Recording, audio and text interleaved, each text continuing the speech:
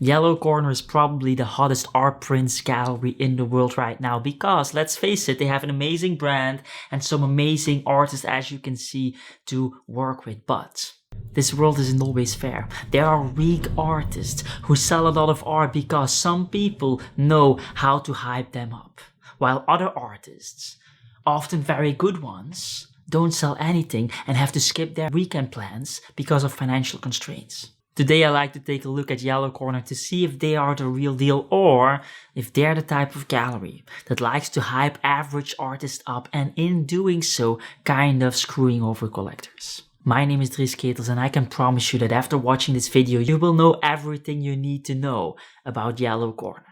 If it's a good place to buy art prints from, if those art prints will be good investments, and if you as an artist should be thinking about collaborating with them in the future. So let's dive in right away. So let's take a look at what YellowKorner is offering. They are offering limited edition art prints, and the way they do that is truly amazing. The website looks super fancy. The real life shops also look super fancy. Some amazing marketing. Artists that are very, very pleasing to the eye. And when you go to the shop, you will see that they emphasize how much they care about their art prints. Why? Because if you care about something, it usually means that something is very, very valuable. And so the way they create this illusion is first of all by touching the art prints only with art gloves. By putting the art prints in very fancy boxes and making sure that the staff walks around as if they are walking around in the VIP section of Art Basel Miami. They take care of their art prints as if these art prints are original pieces of art. They even call it on their website non-digital art prints. Now the reason for that is because art prints in the art world are considered the most cheap and manufacturable objects out there. And YellowKorner wants to sell high ticket items.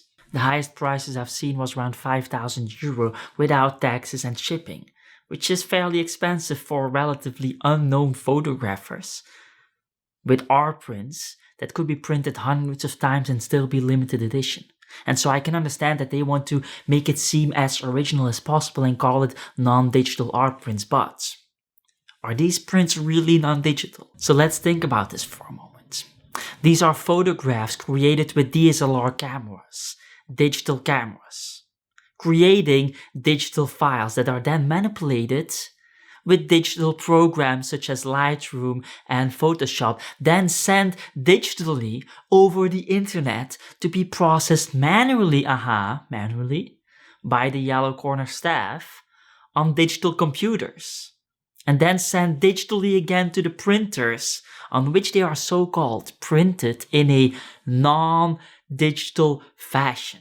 I mean, these prints are literally the most digital prints that you can buy on the art market at this moment, and therefore the most manufactured, cheapest objects that you can buy on that art market. They are not even signed.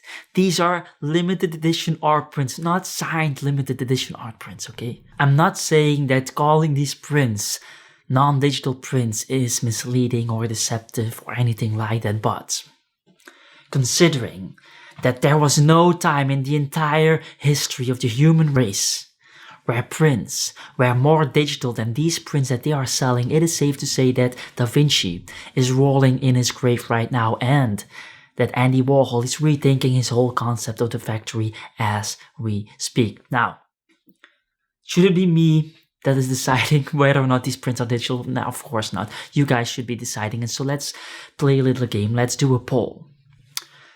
If you, and the voting system of this poll is very simple. If you think this is a digital print, then you like this video. And if you think it's a non-digital print, then you dislike this video. And that would also help a lot with the algorithm and stuff like that. So thanks a lot. Now, let's talk about the quality of the artworks, the price, and the business model behind it, because this is where it becomes potentially illegal. Yes, it is going to become worse in the second part of this video, trust me. The quality of the works is actually fairly high. All the photographers on their website, they know what they're doing. They're highly educated in their craft. They know competition, color. They're just professional photographers that are making amazing work. And so nothing really wrong there. Now, my personal favorite, let's look at that one, for example. Damien Dufresne, I hope I pronounce his name correctly. Now, first of all, putting paint and other things on faces is not necessarily the most original thing in the world. I've seen that exactly the same or very similar things with at least 30 other artists or something. And so considering that I don't know all artists, the actual number is probably closer to 1,000 artists or something like that. And so not necessarily original, which is also fine. I mean, it doesn't need to be original. Art doesn't need to be original. And YellowKorner selects their artists, their featured artists, based on sales, not based on originality, of course. And so nothing wrong there. But there's one thing that concerns me a lot. Let me explain. If we take a look at Ling Long 2, for example, this artwork, and we look at the price points, something strange is happening. If we, for example, would sell all the 150 by 200 centimeter prints at a price point of 4,600 euro each, that would be in total 230,000 euro. If we would sell all the 120 by 160 centimeter prints at a price point of 2,760 euro, that would be in total 276,000 euro. And if we would sell all the 100 by 133, the 60 by 80, and the 40 by 50 prints, the total sum of all the prints would be 1,791,000 euro. That is over $2 million. Now, I don't know anything about the career of Damien Dufresne, so I searched it up to see how much his art should be worth so that nobody gets screwed over here. Let's take a look. Turns out he has done some makeup work in the past. He also has an Instagram account with 8,000 followers, getting around 300 views and 0 to 1 comments each video, which is not a good engagement, considering that my Instagram account gets about 1,000 views and 30 comments a post, and I didn't use my Instagram for a whole year. I mean, my engagement is fairly bad, and I have half the amount of followers that he has, and so that's not that good. Now, Instagram and magazines doesn't really tell us anything about an art career of somebody, so I also took a look at his exhibitions, his past exhibitions. Damien Dufresne has done some exhibitions, but not in famous galleries or museums like you would expect at a price point of 2 million. No. At, for example, a bookstore, like the Artland bookstore in 2019.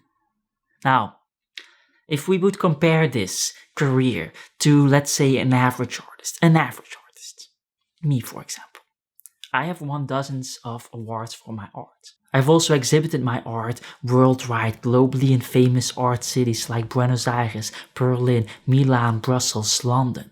In galleries as well as museums, even some famous museums like the Coda Museum in the Netherlands.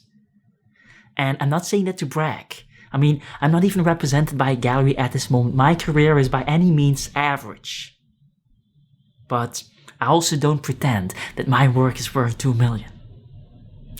So, here's the thing. I guess I want to say that compared to Damien Hirst, who sells at price points of 2 million, Damien Dufresne's work is kind of just a Damien Dufresne. And I would know which Damien to pick if I have to choose between those two. Now, is Damien Dufresne's work worth 2 million? I'm not gonna decide about that officially.